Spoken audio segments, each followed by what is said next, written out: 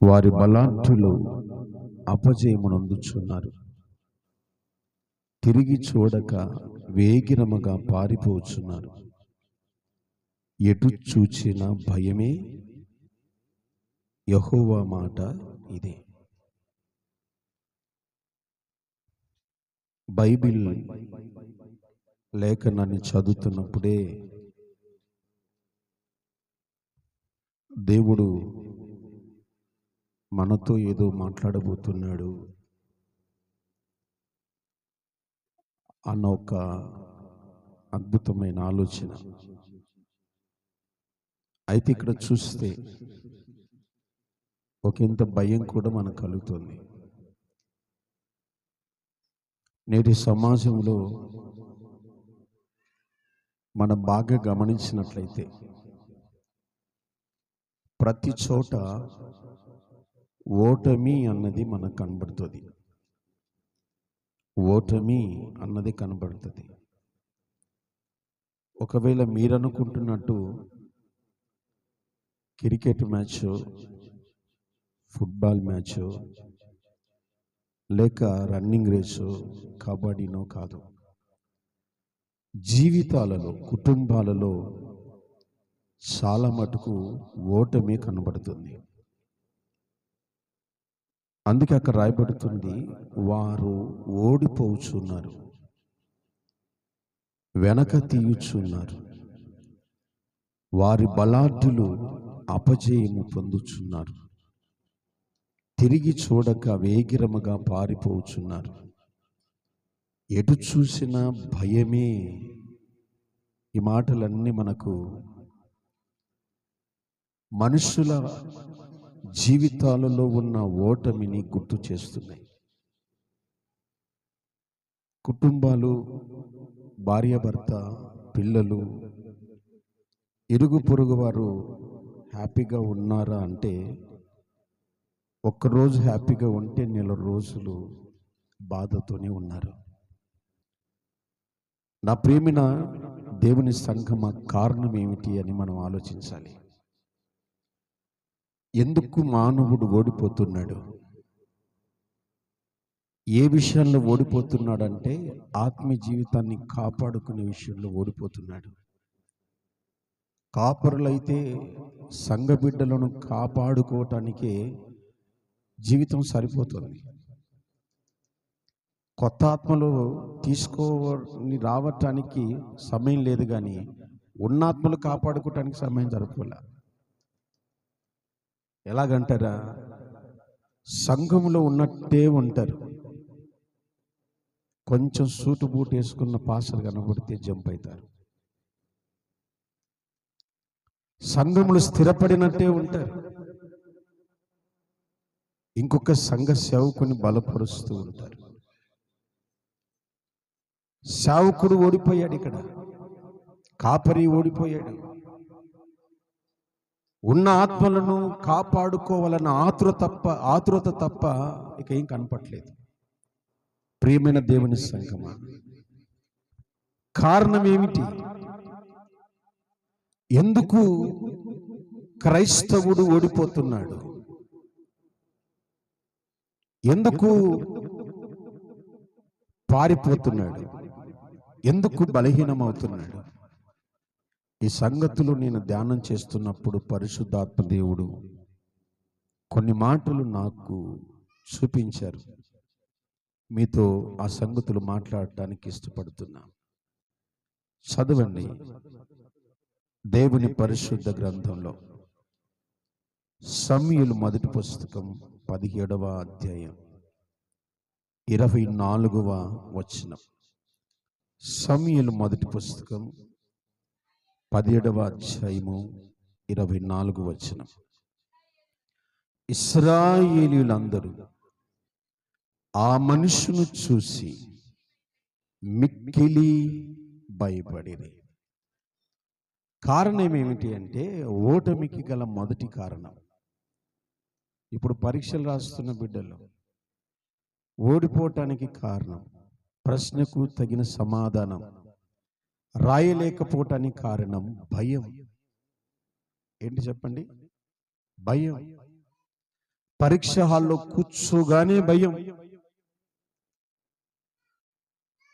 ప్రతి ఒక్కరిలో భయం. ఇప్పుడు పంట కౌలుకు తీసుకున్న రైతులు చూస్తే పంట వేయాలంటే భయం ఉందా లేదా? అమ్మ పంట చేతికి వస్తుంది, దిగుబడి వస్తుందో రాదో తెలియదు, తగిన గిట్టుబాటు ధర వస్తుందో రాదో తెలియదు. అద్భుత రీతిగా సంవత్సరం అంతా చదివి ఇంటర్వ్యూలో కూర్చోవాలన్న కూడా భయమే. కాంపిటీషన్. తన సీటు మరొకరు తీసేసుకుంటారేమో లంచాలు ఇచ్చి, అధికారులతో మాట్లాడి తనకు రావాల్సిన ఉద్యోగం ఒకరు తీసుకుంటారేమో. ఎక్కడ చూసిన మనుషులలో భయం అన్నది ఒక దాని పీడకలగా మారిపోయింది. ఈరోజు చాలా మంది కుటుంబాలలో ఈ సంసారం ఇలాగే అవుతుందేమోనన్న భయం, ఏమైపోతుందోనన్న భయం, పిల్లలు క్రమముగా ఉంటారో లేదో, తల్లిదండ్రులకు లోబడతారో లేదో అన్న భయం మనతో మాట్లాడినట్టే ఉంటది. తల్లిదండ్రులతో ముచ్చటగా మాట్లాడినట్టే ఉంటది. ఎప్పుడు పోయి ఉంటారో చెప్ప పెట్టకుండా వెళ్ళిపోయి ఉంటారు. భయం. ఒక ఆడబిడ్డ ఎదుగుతుంది కుటుంబంలో అంటే భయం. ఒక అబ్బాయి పెరుగుతున్నాడంటే భయం. ఏమవుతాడో బైబిల్ చెప్తుంది. ఇశ్రాయేలీయులందరూ కూడా ఎవరిని చూసి భయపడ్డారట? ఆ మనుష్యును చూసి. ఉన్నాడు ఒకడు భయపెట్టేవాడు. నీ ఆత్మీయ జీవితాన్ని భయపెట్టేవాడు ఒకడు ఉన్నాడు. ఎక్కడ ఎదుగుతావే నువ్వు? ఈ సంసారమా? ఈ భక్తి చేస్తావా? ఈ సంసారం చేస్తావా? ఈ అగస్టిన్ అన్న చెప్పే మాటలో నీకు ఏం అర్థం కావు. నా మాటిని ఒక మూల కూర్చొని ఆ బయట శంగు కొంచెం కిందికి జార్చి నా మాట నీకు అర్థం కాదు. అగస్టిన్ అన్న చెప్పే మాటలు అర్థం కావు, సుధాకర్ అన్న చెప్పే మాటలు అర్థం కావు. వీళ్ళు తెలుగు చెప్తేనే అర్థం కాలేదు. ఈ సుధాకర్ అన్న ఇంగ్లీష్ అని తెచ్చాడు ఒక ఆయన. ఏమర్థమవుతుంది? నా మాట విను. భయపెడతాడు వాడు. నీ పిల్లలని భయపెడతాడు, సంఘాన్ని భయపెడతాడు, కుటుంబాన్ని భయపెడతాడు. ప్రతి ఒక్కరిలో భయం పుట్టిస్తాడు. ముందు ఆ మనుష్యుని చూసి భయపుట్టింది. యుద్ధశూరులు, వీరులు, పేరుగాంచిన సైనికులు, సైన్యాధిపతులు భయపడి పారిపోతూ ఉన్నారట. మొదట నువ్వు భయపడకుండా ఉంటేనే విజయం పొందుతావు. స్తోత్రం చెప్పండి. Praise the Lord. అపవాదికి భయపడొద్దు, వాని కుతంత్రాలకు భయపడొద్దు. వాడు ఓటమి కలగజేసిన ఓటమిలో విజయం ఇచ్చే దేవుడు నీ పక్షాన నిలబడ్డాడు. వాడు ఓటమే ఇస్తాడు. ఆ ఓటమిలో నీకు విజయాన్ని ఇస్తాడు ఆయన. మీరు బైబిల్లో చాలాసార్లు చదివి ఉంటారు. పేతురు నీళ్ల మీద నడుస్తూ నడుస్తూ నడుస్తూ గాలిని చూచి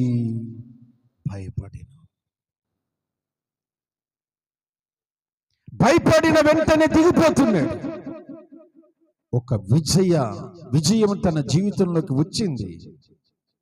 అంతలోనే భయం వలన ఆయన మునిగిపోయాడు. మునిగిన చోటనే పేతురు నిలబెట్టిన దేవుడు నీ పక్షాన నిలబడ్డాడు. స్తోత్రం కలుగునగాక. వాణ్ణి చూసి భయపడొద్దు. వాని ఆకారంతో మనకు పనికి లేదు, వాని యొక్క ఎత్తుతో మనకు పని లేదు, వాని యొక్క బలముతో మనకు పని లేదు.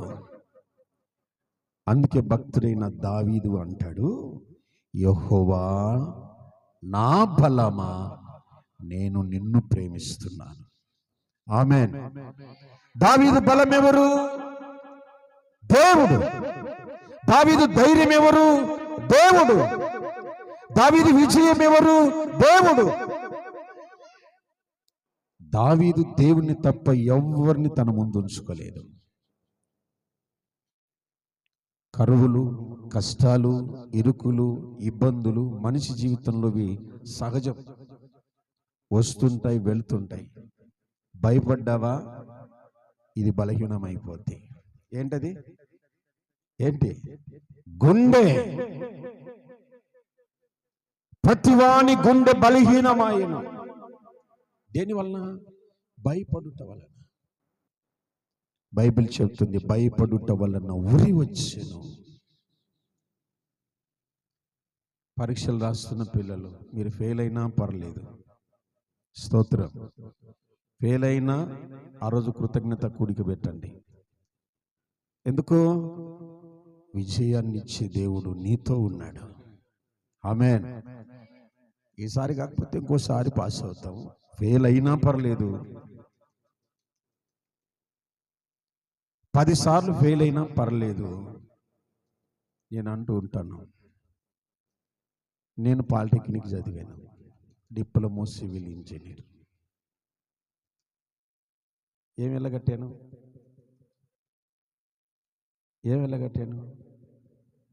ఓ 10 ఎకరాలు సంపాదించానా? ఓ 10 బిల్డింగ్లు కట్టుకున్నామా? ఓ 10 కేజీలు బంగారు సంపాదించానా? ఏమీ లేదు. ఎంత సంపాదించినా ఒకరోజు అన్నీ వదిలిపెట్టి, చెప్పండి, అన్నీ వదిలిపెట్టి చుట్టూ 100 మందిని సంపాదించుకోవాలి. అందరిని వదిలేసి వెళ్ళిపోవాల్సిందే. ఎప్పుడు నీతో రాడు. పరిస్థితులకు భయపడకు, కరువుకు భయపడొద్దు, కష్టాలకు భయపడొద్దు. భయపడితేనే అపవాది నీకు ఓటాన్ని ఇస్తాడు. నీ ఓటమికి కారణం నీలో పుట్టే మొదటి భయం. బైబిల్లో మరికొన్ని మాటలు పరిశుద్ధ గ్రంథంలో చూడండి.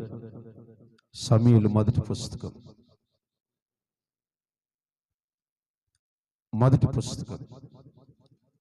18వ అధ్యాయం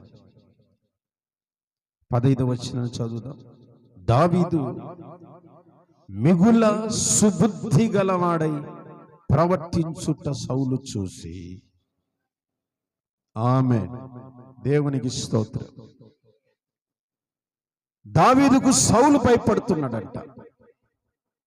వినాలి, దావీదుకు సౌలు భయపడుతున్నాడట. దేన్ని చూసి? దావీదు చేతుల్లో ఖడ్గమును చూసి కాదు, దావీదు చేతుల్లో విల్లంబును చూసి కాదు, దావీదుకున్న బలగాన్ని చూసి కాదు, దావీదు యొక్క సుబుద్ధిని చూసి సౌలు భయపడ్డాడు. ప్రియులారా, భయానికి కారణం ఏమిటి అంటే నీలో సరి అయిన జ్ఞానం లేకపోవటం వల్ల, సరైన సబ్జెక్టు లేకపోవటం వలన, సత్యము నీలో లేకపోవటం వలన నీలో భయం పడుతుంది. అర్థమవుతుందా? ఇప్పుడు పరీక్షలు కూర్చున్న అబ్బాయి కరెక్ట్గా చదివి ఉంటే భయపడతాడా? ఆ ప్రశ్న చూస్తున్న వెంటనే హ్యాపీగా ఫీల్ అవుతాడు. సబ్జెక్టు ఉంటే, నీలో సత్యము ఉంటే, నిజముగా నువ్వు యథార్థవంతుడవైతే భయం నీ దగ్గరికి రమ్మన్నా రాదు. దావీదులో ఏం కనపడింది? శత్రువుకి ఏం కనపడింది? దావీదు గోలియాతుకు భయపడలే, సౌలే భయపడుతున్నాడు. ఇక్కడ సౌలుకు భయపడలేదు, సౌలే దావీదును చూసి భయపడుతున్నాడు. దావీదులో ఉన్న సుబుద్ధి. ఆమేన్.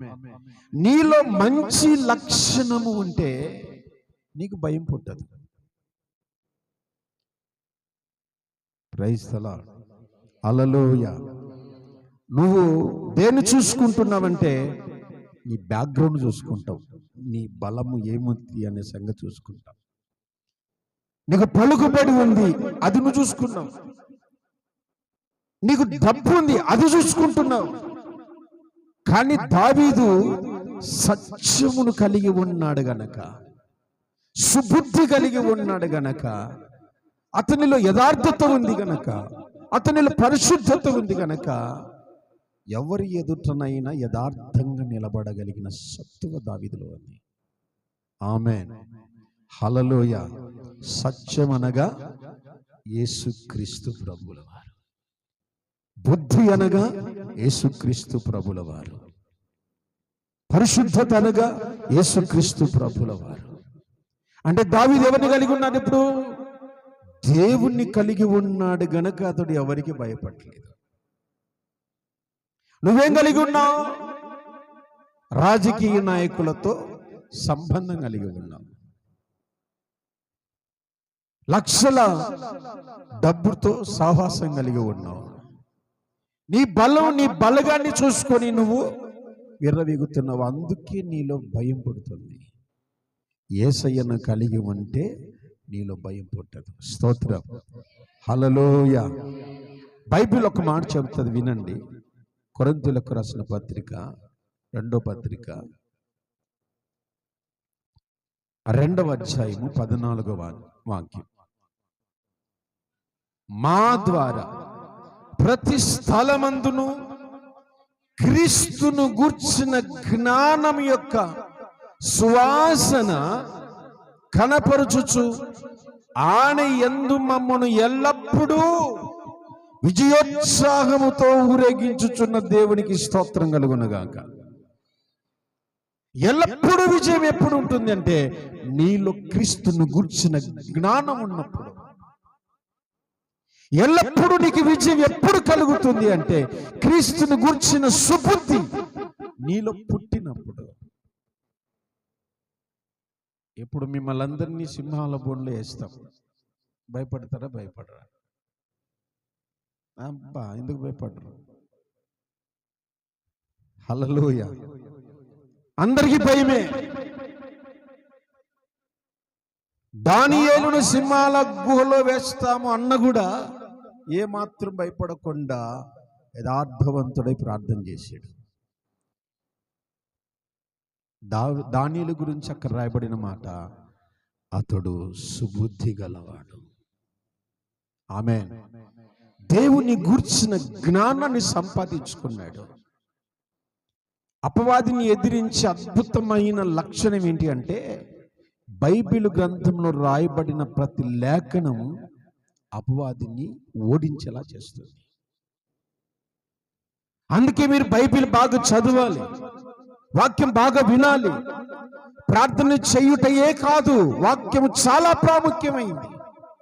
నేను పాపం చేయకున్నట్లు నీ వాక్యం నా హృదయంలో ఉంచుకున్నాను అన్నాడు దావీదు. పాపం చేయకుండా ఆపేది చెప్పాలి వాక్యం. ఒకవేళ మీరు తప్పు పట్టినా పర్లేదు, నేను వాస్తవమైతే చెప్తాను. ప్రార్థన చేసేవాడు పడిపోతాడేమో కానీ వాక్యాన్ని కలిగిన వాడు ఎప్పుడు పడిపోడు. ఆమేన్, ప్రైజ్ ది లార్డ్. ప్రార్థనలు చేసేవాడు పడిపోతాడేమో కానీ వాక్యాన్ని కలిగిన వాడు ఎప్పటికీ పడిపోడు. ఎందుకంటే వాక్యము నిన్ను దారిలో నడిపిస్తుంది, నెమ్మది కలిగిస్తుంది, నీకు సమాధానం ఇస్తుంది. 119వ కీర్తన 38వ వచనం, 119వ కీర్తన 38వ వచనం. నీవిచ్చిన వాక్యం మనుషులలో భయము పుట్టించుచున్నది గనుక నీ సేవకునికి దానిని ఆమేన్ చెప్పాలి. ఆమేన్. నీవిచ్చిన వాక్యం మనుషులలో ఏం పుట్టిస్తుంది? పాపం చేయకుండా భయాన్ని పుట్టిస్తుంది. గంటల తరబడి ప్రార్థన చేయటం ముఖ్యమే కానీ వాక్యానుసారమైన ప్రార్థన నీ జీవితాన్ని స్థిరపడుతుంది. ఆమేన్, ఆమేన్. వాక్యం చెబుతుంది క్రీస్తుని గూర్చిన జ్ఞానం మనకు ఎల్లప్పుడూ విజయాన్ని ఇస్తుందట. ఎందుకు వాక్యాన్ని వినమని చెప్తుంటామో తెలుసా మీకు? మీ మీద గొప్ప ప్రసంగికులని కాదు, ఈ వాక్యం మీలో ఫలించుట వలన మీరు వృద్ధి పొందుతారు. బైబిల్ చెప్తుంది మత్తయి సువార్తలో, వాక్యము విత్తిన వెంటనే దానిని ఎవడైనా గ్రహించకపోతే దుష్టుడు వచ్చి వాక్యాన్ని ఎత్తుకుపోతాడంట. ప్రార్థన కాదు, ఏమి ఎత్తుకుపోతాడు? వాక్యాన్ని ఎత్తుకుపోతాడు. ఎందుకంటే నువ్వు జయం పొందుతావని. అందుకే మొదట శత్రు యొక్క బలాన్ని నువ్వు చూడొద్దు, నువ్వు కలిగిన క్రీస్తును చూడాలి. స్తోత్రం. ఇదిగో ఇది నీ ధైర్యం. పరిశుద్ధ గ్రంథమే నీ ధైర్యం. బైబిల్ ప్రతి లేఖనం నీకు ధైర్యాన్ని పుట్టిస్తుంది, పాపం చేయకుండా అడ్డుపడుతుంది. రెండవది, మనం ఓడిపోవటానికి గల కారణం ఏంటి అంటే మనలో ఉన్న గర్వం. ఏంటి చెప్పండి? నేను మంచి ప్రసంగికునన్న గర్వం నాలో పుడితే నేను ఓడిపోతాను. నేను మంచి పాటగాన్ని అన్న గర్వం నాలో పుడితే నేను ఓడిపోతాను. నేను మంచి పరిచారకుడను, ప్రార్థనాపరుడను అని ఎప్పుడైతే అనుకుంటానో నేను ఓడిపోతాను. ఒక మాట చదవండి బైబిల్లో, యెహోషువ పుస్తకం చూడండి, 8వ అధ్యాయం 15వ వచనాన్ని మనం చదువుదాం. యెహోషువ పుస్తకం 8వ అధ్యాయము 15వ వచనం. యెహోషువయు ఇశ్రాయేలులందరూ వారి ఎదుట నిలవలేక పారిపోయిన వారైనట్టు అరణ్య మార్గం తట్టు పారిపోయినప్పుడు వారిని ఆతురతముగా తరుముటకై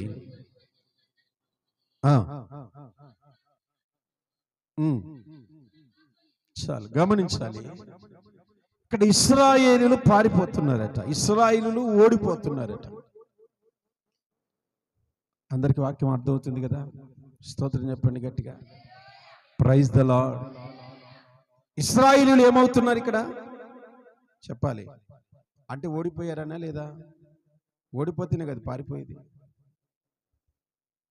పారిపోతున్నారు.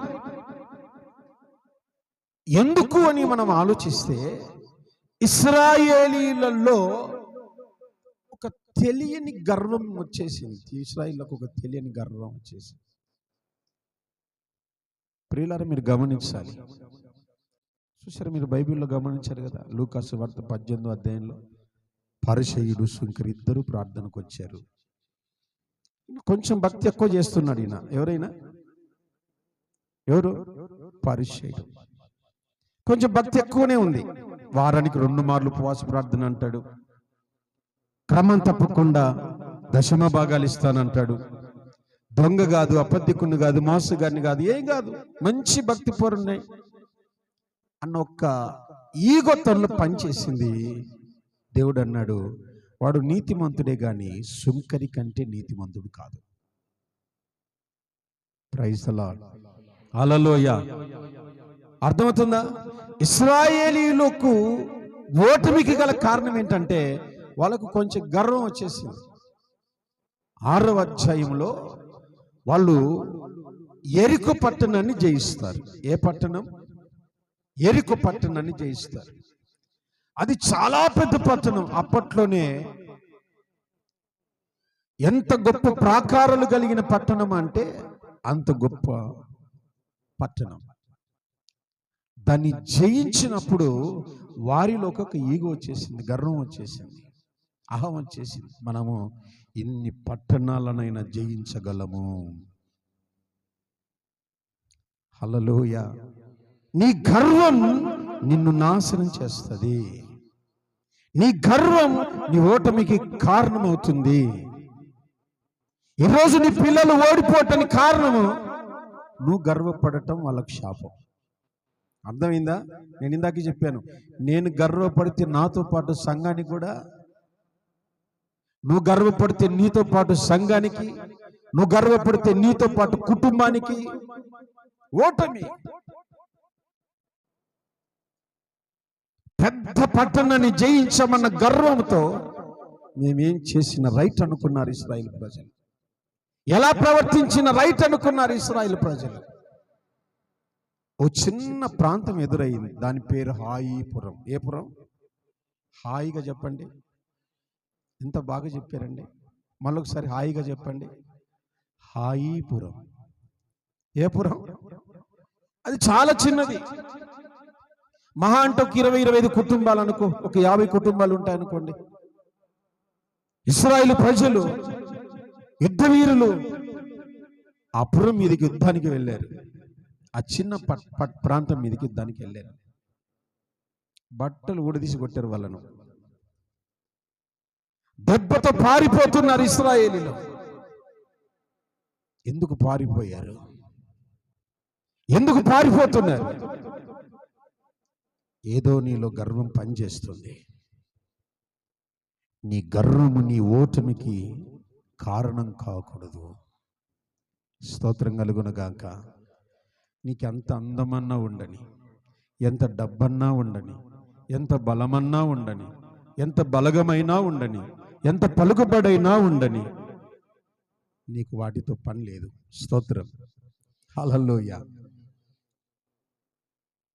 నీ ఆధారం యేసయ్య కావాలి. నీ జ్ఞానం యేసయ్య కావాలి. బైబిల్ చెప్తుంది, జ్ఞానవంతురాలు తన ఇల్లు కూలగొట్టుకుంటుంది. అవునా? చెప్పింది రైటేనా కాదా? నేను చెప్పింది రైటా కాదా? మళ్ళీ చెప్పండి. జ్ఞానవంతురాలు తన ఇల్లు కూలగొట్టుకొనును. చెప్పండి. కట్టుకొందునా? మీరంతా జ్ఞానవంతులేనా? ఎందుకు కుటుంబాలు రచ్చకి ఈడుచుకుంటారు? పనిచేయలా. ఏదో తెలియని గర్వం నీలో పనిచేస్తుంది, జ్ఞానం పనిచేయలా. భర్త మీద భార్య, భార్య మీద భర్త తిరుగుబాటు కారణం ఏంటి? దేవుని జ్ఞానం పనిచేయలేదు అక్కడ. 3 రాళ్ళంట తన ఇల్లు ఊడవీక్కుంటదట. స్తోత్రం. హల్లెలూయా. అందుకే కుటుంబాల్లో పెద్దలకు ఒక మాట చెప్తుంటారు భార్య భర్తలకి, సర్దుకుపోండమ్మా. ఏం చేయాలి? అన్ని సర్దుకుందంట ఒక తల్లి ఊరికి పోనీకే. సర్దుకుపోమన్నావు కదా అని అన్ని సర్దుకుందంట. ఏమా సర్దుకున్నావు అంటే, సర్దుకోమన్నావుగా. అలా సర్దుకో చెప్పలే. భర్త 4 మాటలు అన్నాడు, ఓపికతో కాపురం చేయి. స్తోత్రం కలుగునగాక. Praise the lord. నీ ఓటమి కారణం ఏంటి? నీలో గర్వం పనిచేస్తుంది. ఇంకొక మాట కూడా మీకు జ్ఞాపకం చేస్తాను. చూడండి, సమూయేలు పుస్తకం